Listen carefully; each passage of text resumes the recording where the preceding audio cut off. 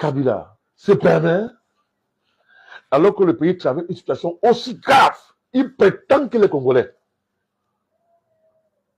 Jusqu'à présent, je n'ai jamais voulu insister sur sa nationalité. Parce qu'il dit que bon, il a quand même été président pendant 18 ans. Je dis que bon, ok, d'accord. Mais sa position par rapport à ce problème, quel que soit ce que Tshisekedi peut lui faire, il peut être encore. Ce n'est pas la position à avoir dans une pareille circonstance.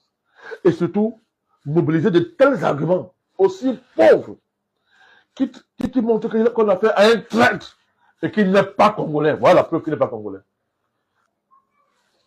Moi, je suis ceux qui pensent que ce monsieur, il faut l'arrêter, il faut le mettre aux arrêts et le faire répondre de ses actes. C'est une haute trahison. Une haute trahison contre la République démocratique du Congo, tout à fait, tout à fait. Les Congolais doivent tirer toutes les leçons du comportement de Kabila. Ce n'est pas un Congolais. C'est un agent du Rwanda. C'est peut-être la stratégie du félin. Quel félin? Quel félin? J'ai entendu dire qu'il est silencieux, il ne parle pas. Il est charismatique. Il n'a aucun charisme. C'est un vaurien. C'est un vaurien, ça.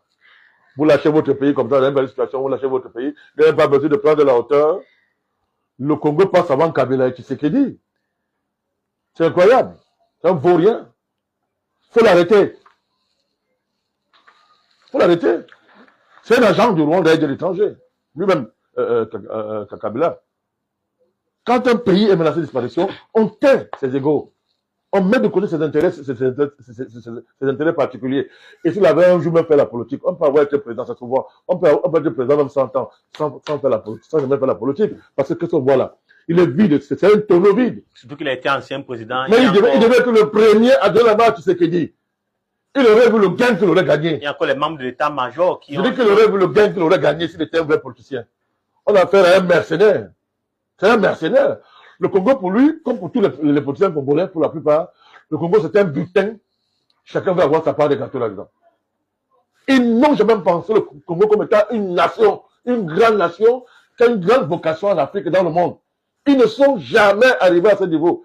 Y compris le président Tshisekedi. C'est maintenant que le président Tshisekedi commence à comprendre la tâche à laquelle il a été appelé. C'est maintenant.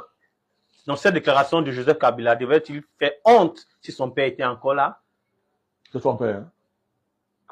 Vous avez la preuve. Mais néanmoins, monsieur le président. J'ai demandé d'où il sort.